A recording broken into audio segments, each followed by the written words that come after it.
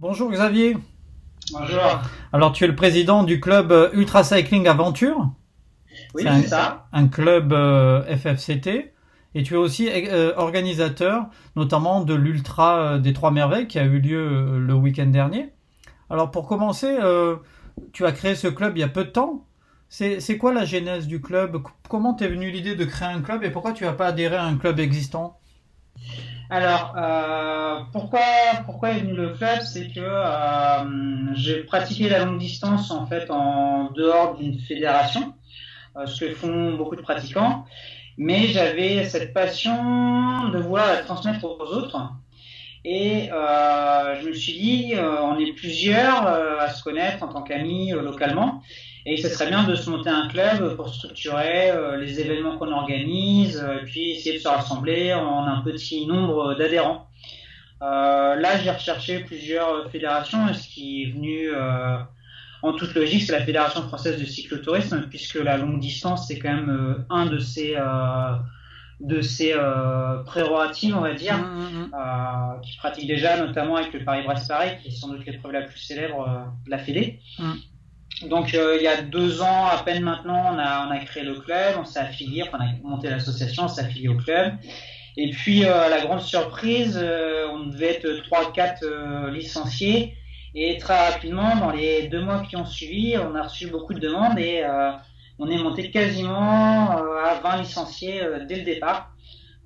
Des personnes qui étaient intéressées par la longue distance. Donc nous, le club, c'était vraiment spécialisé dans la longue distance, chose qui existe peu à la fédération. Il y a des clubs de cyclotourisme, de cyclo, qui font des distances traditionnelles de 100 km, les plus longues 150, mais vraiment sur le très très long, il n'y avait pas de club dédié, en tout cas dans la région. Et la région, justement, tu peux nous rappeler la région dans laquelle vous êtes basé? Donc nous on est à Caen, Ouais. siège social, donc dans le Codep Calvados et le Corrège, forcément Normandie. Ok. Et quand tu parles de 20 personnes, est-ce que ce sont que des gens de la région ou finalement tu as réussi à fédérer des gens de toute la France? Alors on a les 3 quarts, c'est des locaux, on va dire du Calvados, un peu plus large la Normandie. Et on a quelques exceptions, des gens qui sont hors Normandie, mais qui ont souvent une attache normande. Donc soit la famille et pour le boulot, ils ont été dans le sud de la France, soit ailleurs. Mais des gens qui sont vraiment hors Normandie, et qui n'ont pas d'attache, on n'en a pas vraiment. Ouais. Bon, de toute façon, l'intérêt d'adhérer à un club, c'est de rencontrer les gens et de rouler avec eux. Si finalement le gars ne venait jamais, ça n'aurait pas d'intérêt, même pour vous. L'intérêt est plus limité. Après, nous, on a aussi vocation à se retrouver sur des épreuves. Donc, par exemple, quand on va à l'autre bout de la France ou dans un autre pays européen pour participer à une épreuve de longue distance, ça peut aussi permettre de se retrouver sur ces petits moments de convivialité aussi. Hum. On organise, nous, c'est vrai qu'on a une approche un peu plus locale, et on organise une fois par trimestre ce qu'on appelle des social rides, des sorties à vélo qui sont réservées aux membres du club. Et en fait, on se loue un gîte pour le week-end, et du coup, on fait du vélo tout le week-end dans un esprit de camaraderie génial, quoi. Et du coup, c'est quoi les distances du week-end? C'est des gros trucs toujours? Ouais, là, on se retrouve c'est dans 15 jours à Aumale, en Seine-Maritime. Donc, on va être Nogé-Lori et on va faire à peu près entre 120 et 150 km par jour. Donc, sur les 2 jours, ouais, c'est des distances abordables pour le plus Oui, grand ça va, nombre. oui, oui, oui. Je pensais que c'était beaucoup plus que ça. Là, on est sur des choses assez raisonnables, mais peut-être parce que c'est la saison. Exactement, c'est le mois d'octobre et là, il n'y a plus d'épreuves en fait jusqu'à l'année prochaine. Donc là, c'est vraiment histoire de passer un bon moment convivial ensemble, quoi. Et tu parlais de social ride. Est-ce que c'est vraiment réservé ou vous avez des invités un petit peu? Là, pour l'instant, c'est que nous parce qu'en fait, on a réservé dans un hôtel et il est full, donc on ne pouvait pas accueillir. Après, comme on louera des gîtes, enfin comme on l'a fait déjà en février dernier, on loue des gîtes. S'il y a de la place, on invitera forcément pour Pour remplir et puis pour faire découvrir le club à d'autres personnes. exactement. Bon, là, on parle de partage avec d'autres personnes. On va arriver à l'Ultra des Trois Merveilles. Donc on en a parlé quasiment toute la semaine, tous les jours sur le site Cyclomac. Donc les gens qu'on commence à connaître. Donc c'est à chaque fois je dis c'est une randonnée, mais en fait ce sont des randonnées puisqu'il y a trois formats. qui partent toutes du Mont Saint-Michel, qui arrivent toutes à la Tour Eiffel, sauf Avec que des itinéraires différents. avec des itinéraires différents. Donc il y a une version ultra qui est non-stop, qui Environ 350 km. ouais. On coupe par les petites routes de campagne. Et puis il y a deux autres itinéraires. Donc un par le GR22, chemin de grande randonnée, donc qui est forcément plutôt vététiste ou gravel. Mhm. Et puis l'autre section, c'est la Vélocénie. Donc c'est la voie verte qui rejoint du coup la Tour Eiffel et le Mont Saint-Michel, qui est plus en terrain asphalté, avec un petit peu de terre. Donc c'est vraiment plus VTC, cyclotourisme au long cours. Alors comment étaient répartis les participants sur les trois? Est-ce qu'il y a il y a des distances, enfin une des randonnées qui est vraiment au-dessus des autres? Alors en termes de participation, il y a forcément la version courte entre guillemets 350 qui se fait en une fois, qui est un peu la tendance actuelle aussi, qui est enfin nous on l'appelait vulgairement ultra, mais c'est là où on avait à peu près 60 participants sur 77 inscrits. Ah oui. Inscrits du coup étaient deux sur le GR en gravel, et puis la dizaine d'autres étaient sur la Vélocénie. Ah ouais, le gravel, c'est le marrant GR. parce que le gravel a tellement le vent en poupe que j'étais persuadé que c'était là où il y aurait le plus de monde. Alors, on n'a pas beaucoup travaillé sur la com sur cet itinéraire-là, parce on l'a reconnu sur les trois quarts du parcours. Il nous manquait une bonne partie qu'on n'avait pas eu le temps de reconnaître. Alors, on a calmé un petit peu la com sur cet itinéraire-là. Ce qui explique aussi peut-être parce qu'il y a un peu moins de monde. Mais je pense que l'année prochaine, il va y avoir du monde sur le GR.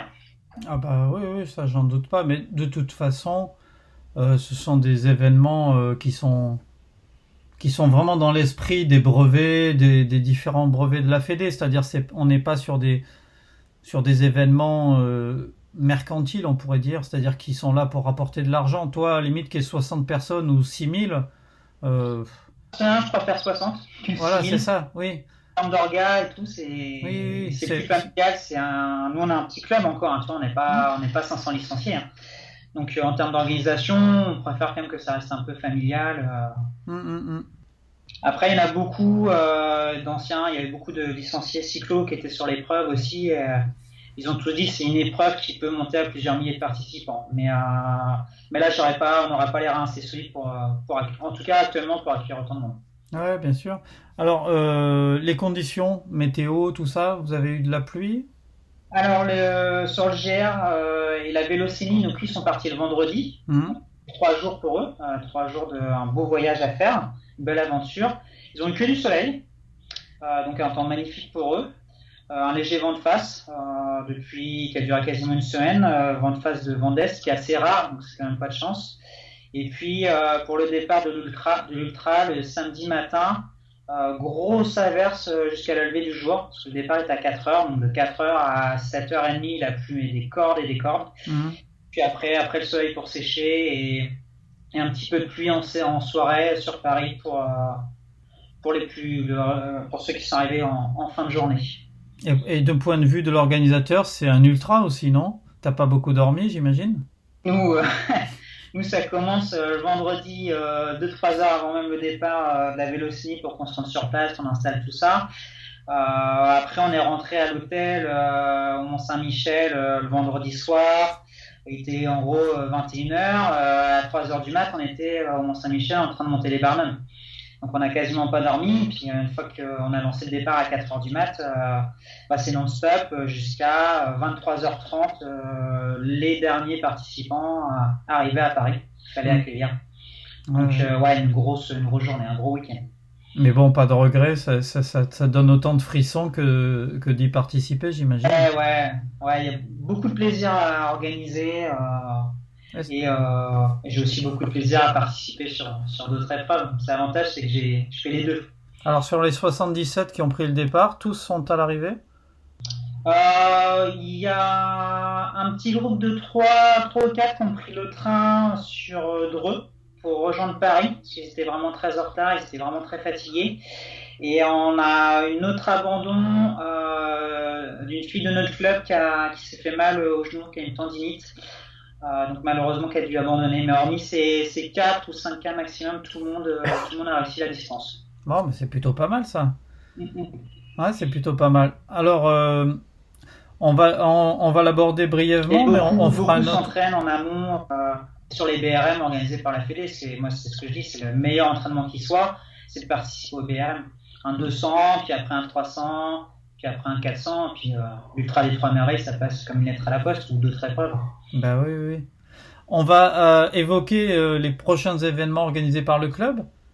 Ouais. Alors on Est-ce que... a la Normandie 4 Off-Road Mhm. qui a lieu en janvier, En janvier, oui. le 9 et 10 janvier. Donc c'est une épreuve, comme le nom l'indique, plutôt pour les VTTistes et les gravels. Donc ça va être la 3e édition. Donc l'année dernière, on était un peu plus de 150 partants. Je pense que là, on va Alors, peut-être être dans les 300. Après, ça va dépendre du Covid. Ça part d'où jusqu'à où? Donc on part du Mézé, enfin, c'est à côté d'Amaillé-sur-Inde, c'est au sud de Caen, c'est à une quinzaine de kilomètres au sud de Caen. On est en plein cœur de la Suisse normande et là on a des parcours pour faire de l'Instagram, quoi. On a vraiment des belles photos à faire, Ah ouais. très chouette. Ok. Bah, on en reparlera plus précisément un peu plus tard. On fera une interview spécifique, mais ça donne envie et ben, je vous dis félicitations et puis à bientôt. Merci, à bientôt. Merci beaucoup.